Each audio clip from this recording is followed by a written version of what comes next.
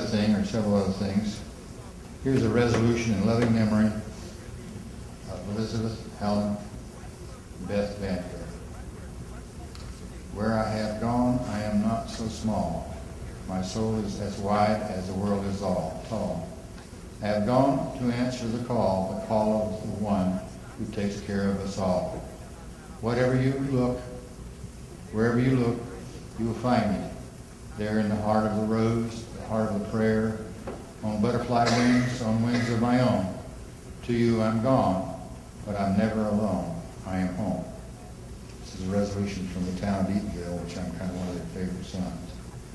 Whereas we come together to pay our respects to the loving memory of Elizabeth Helen Beth Vandergrift, wife of the city of Ocoee, Mayor Scott Vandergrift. Whereas born in New Brunswick, New Jersey, on February 20, 1943, formerly of Edison and Bound Brook, New Jersey, Miss Vandergrift met her soon-to-be husband, Scott Vandergrift, while moving into a condo in Orlando, Florida. The couple wed in 1990 in a backyard gazebo Scott built for his fiancée. That was her shrine, one of them. Whereas after high school, Beth studied biology at the College of St. Elizabeth, a school associated with the Sisters of Charity convent. She spent about 8 years as a nun before leaving the order. She earned a master's degree from Rutgers University in New Jersey and taught in high school before taking the job with publisher Harcourt Brace Jovanovich. Whereas there is now a hush in our hearts as we come together to pay our respects to the memory of one whose full life was ended when she was called from our midst by our Almighty God. And whereas the passing of our beloved sister has left us with a broken heart, but we acknowledge and accept the will of God, we know our hearts bleed with sorrow, but are comforted by knowing God will not put more on us than we can bear. And whereas we know that you will find peace in the knowledge that Elizabeth Helen Beth Vandergrift has completed but one chapter in the book of eternal life. Now therefore be it resolved by the town of Eatonville, Orange County, Florida, along with Mayor Bruce B. Mount, Vice Mayor Eddie Cole, Council Members Marilyn Davis Cisneros, Alvin Moore, and Rodney Daniels, embrace the family to show our support and love to the family because it is in the passing of our beloved Elizabeth we have a bond that will connect us for the rest of our lives. And this was done on the 18th. I have an email. She and I are far-reaching. This is from Russia. Came to me from my friends just 200 miles north of the capital of Russia. Dear Mayor Scott, I'm so sorry to hear of your loss. I wish to extend my condolences to you for the passing of your wife, Beth. God bless you and your family. Sincerely, Professor Latipov, Ildar, in Russia. Here's a special one from somebody that she was boss of. Dear Beth, you never know when or where that wily coyote is going to show up.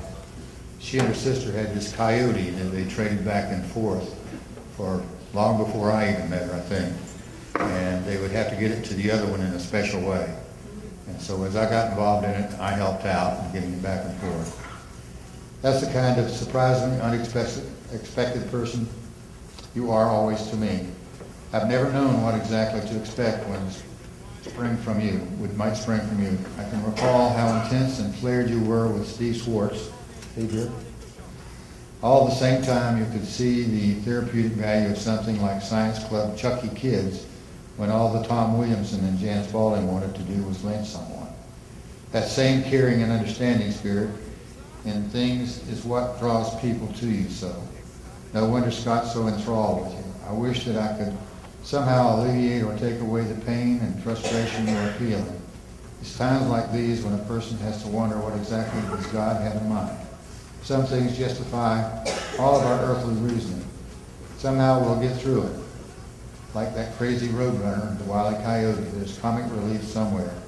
You taught me how to find these silver linings during some of our worst projects.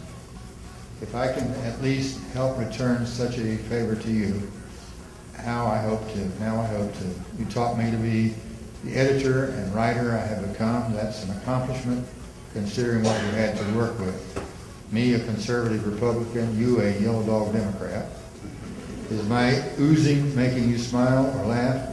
If so, then I've succeeded. Hopefully, laugh doesn't make you hurt. I haven't thought of hadn't thought of that, sorry. Seriously, you have inspired me, and I'm going to publish a novel one of these days, and I fully anticipate you being one of my editors, reviewers.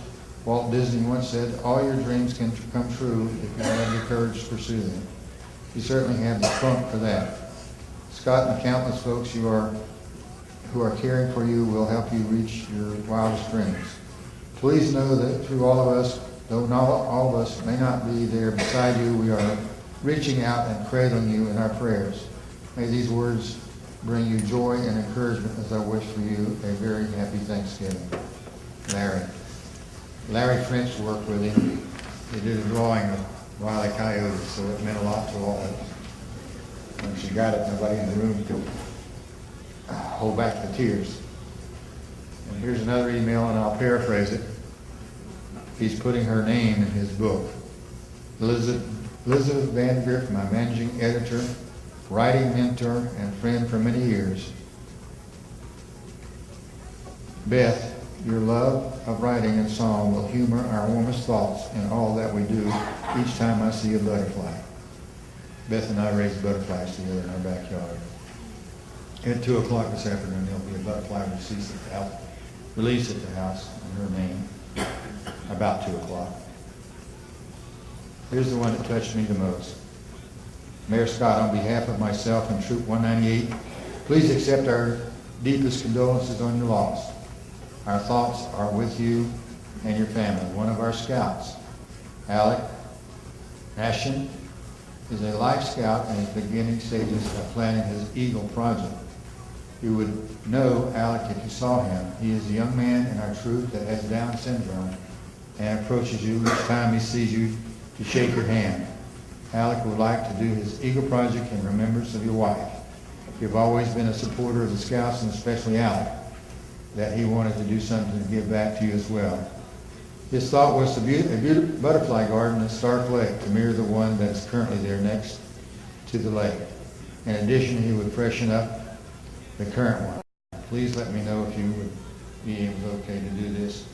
Additionally, if you agree with this, please let me know what we would need to do to gain approval from the city. We're working on it. Young man with Down syndrome about to become an Eagle Scout. Wow. Wow. And we're good friends. A couple of things I'd like to tell you about her. She's a wonderful partner, great sense of humor. Didn't get mine all the time. We only had one major fight a year.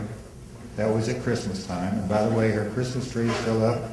Most of my decorations are still up because we're still celebrating Christmas. She has a Christmas tree that she would not let anybody touch until she got ill. She decorated it herself, and then when she got ill, she directed somebody else to do it just the way she wanted it done. So it's kind of marvelous. So it'll be there at the house when you come over. We fought this demon cancer from the beginning, November or Thanksgiving a year ago. 2 days afterwards, we got told we had it. And Christmas, 2 days after Christmas, she was operated on, given a hysterectomy.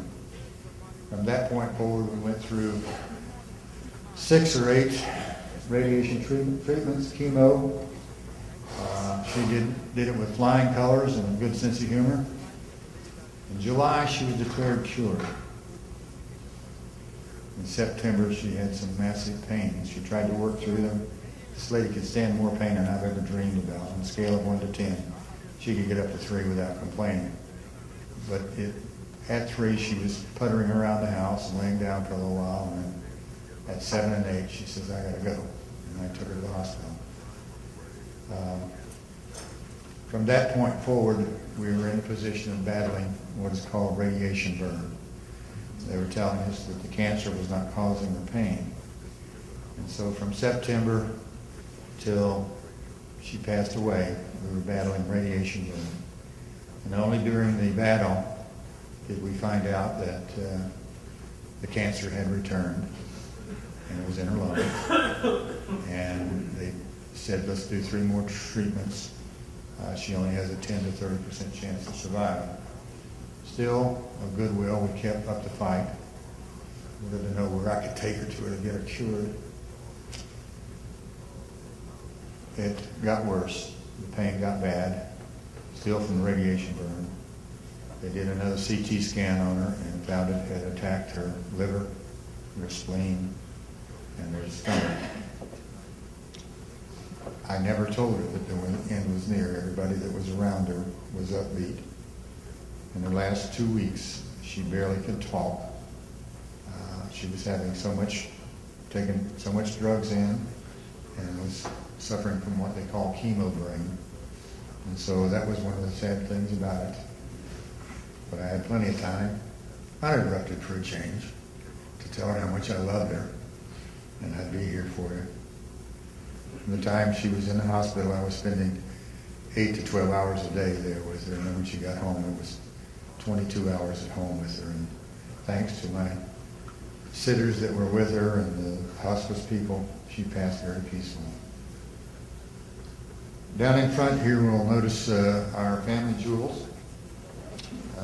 We renewed our vows in front of this group, much to their shock and Beth's shock.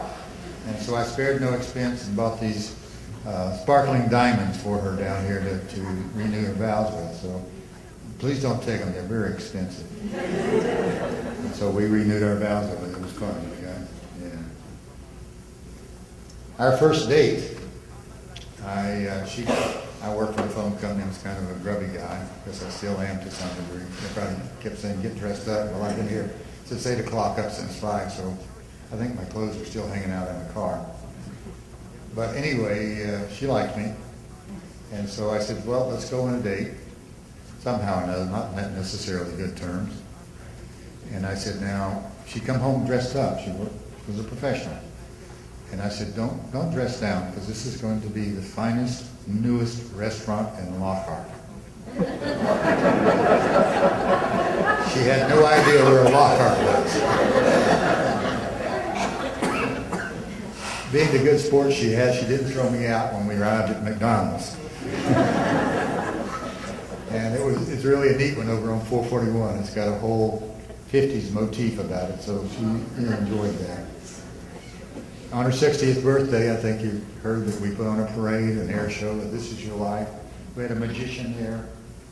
I think that was the one where I called all of our friends in New Jersey and said, now, we want to celebrate this birthday for 24 hours.